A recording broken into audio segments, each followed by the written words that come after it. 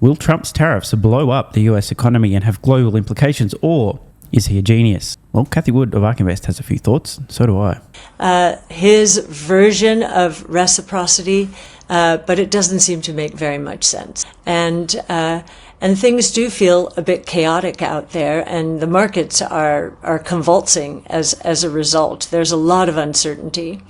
So I've been in Asia for the last couple of weeks, and as I've been going around, and as the intensity of the tariff debate has increased, I've tried to cut through it in a way to say, because I believe this, we know that Trump wants a legacy.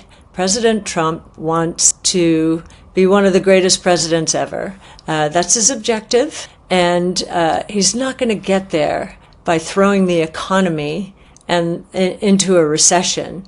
Cathie Wood is correct here on both counts. Trump does want to leave a legacy, and blowing up the US economy with also negative global implications is not going to get him there. And importantly, if I were to describe the legacy that Trump really wants to leave, it's laying the foundation for and ushering in an era of safety, opportunity, and importantly, prosperity for the United States. There's a lot of criticism about Trump's tariffs, a lot of uncertainty. Is this a negotiating tool?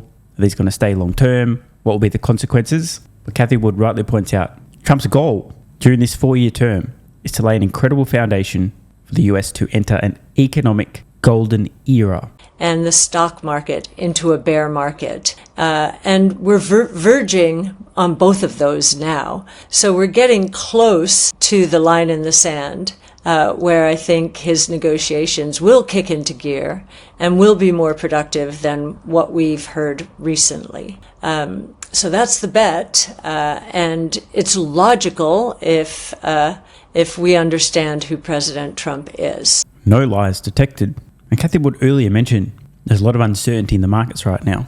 When I hear uncertainty, I think opportunity.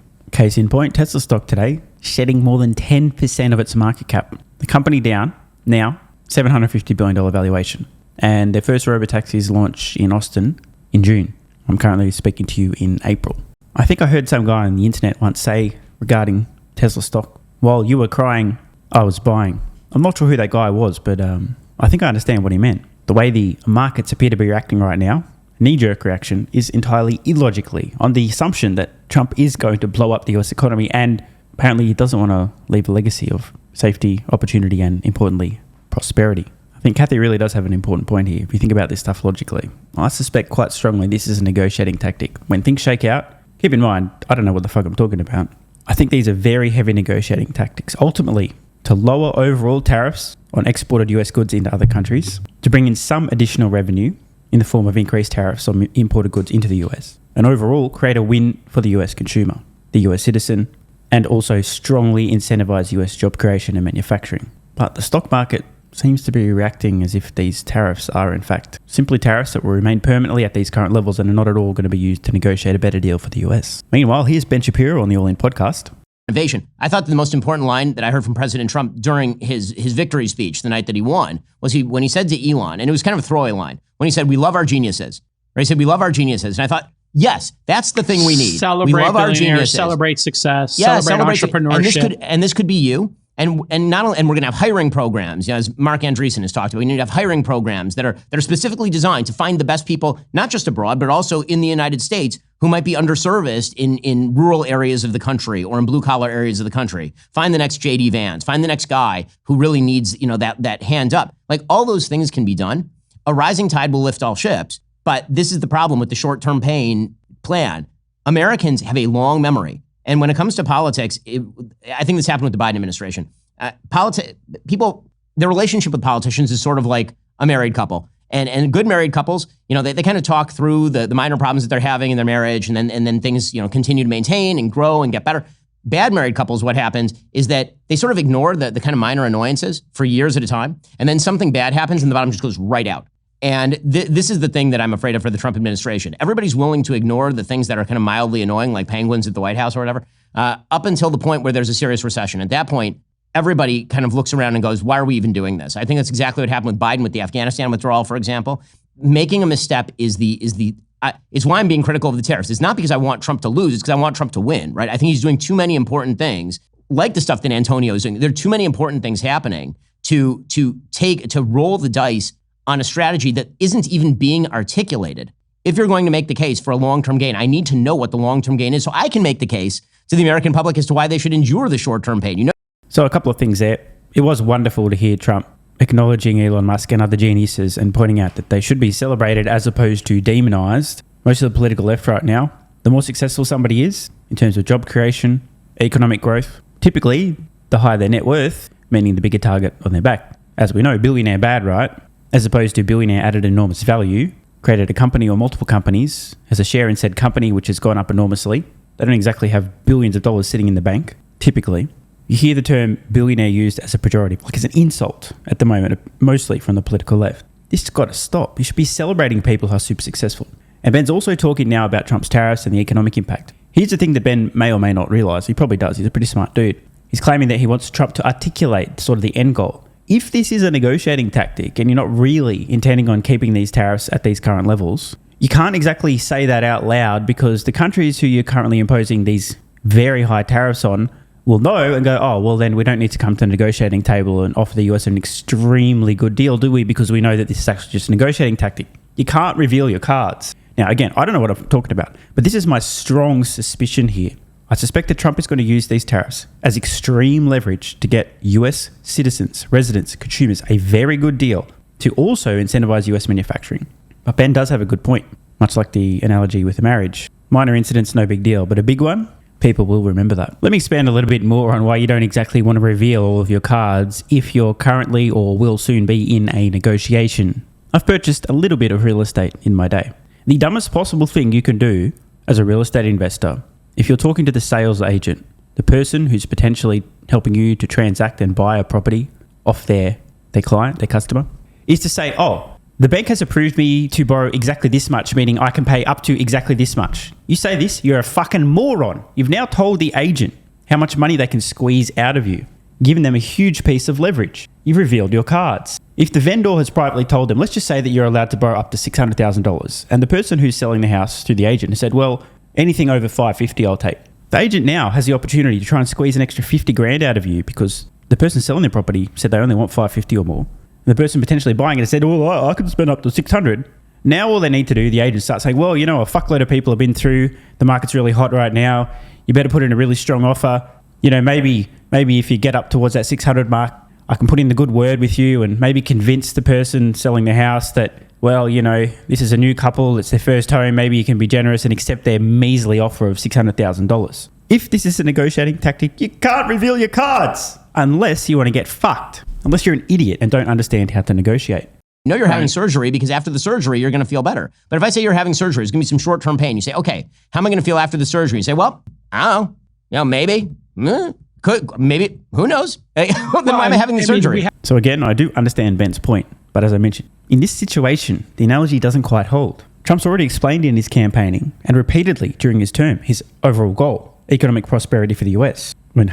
So we know the end goal, but he can't reveal his cards and go into any more detail if these tariffs are in place right now to apply extreme pressure to enable negotiations that will ultimately end up in a much better deal for the US. And I understand Trump's personality enough to say that he is willing to take the short-term pain of people going, what are you doing, bro? You're going to stop it. If he believes over the long term, this is the way to negotiate. It's kind of like when a father has to discipline a child gets mad or butthurt, hates dad for a day or a week or even longer, and then eventually comes around. So back to real estate. I'm going to give you guys an example of when I, helping my old man, my dad, to find a real estate investment, happened to be on the receiving end of somebody revealing their cards. Although this is a story of every real estate transaction I've ever been involved with. Cruising around the neighborhood and just so happened to see a place with a sign that says for sale by vendor or something like that. I'm like, oh, what a dumbass. This guy doesn't realize the value of having a real estate agent to sell and market the property. So anyway, contact the guy, organize an inspection. At the inspection, I'm learning a little bit. The guy reveals that he's selling this property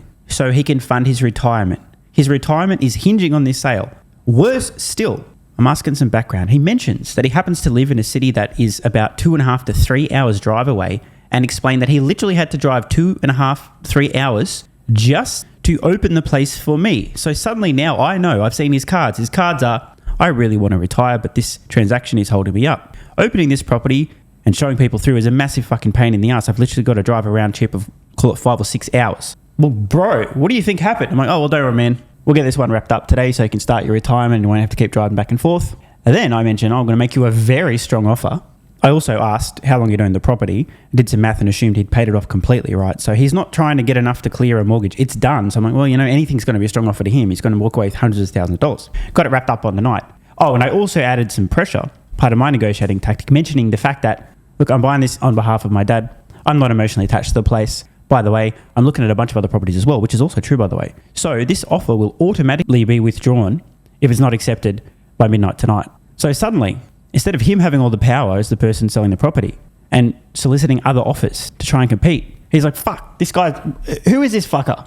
The offer's going to disappear if I don't accept it tonight? Fuck. Oh, and my retirement. Oh, and having to drive. Yeah, fuck it, I'll just take it. Everyone walked away very happy from this deal, by the way. But if I didn't know this information, if I didn't know this guy was about to retire, had to drive a 5 or 6 hour round trip just to open the property, if I haven't been able to surmise that he'd already paid the thing off, so he wasn't trying to get a certain amount just to cover the mortgage, I would have had a lot less leverage. So personally, I strongly suspect that Trump knows what he's doing here. Most people observing from the sidelines, however, don't understand what he's doing. That's creating a lot of uncertainty and panic in the markets.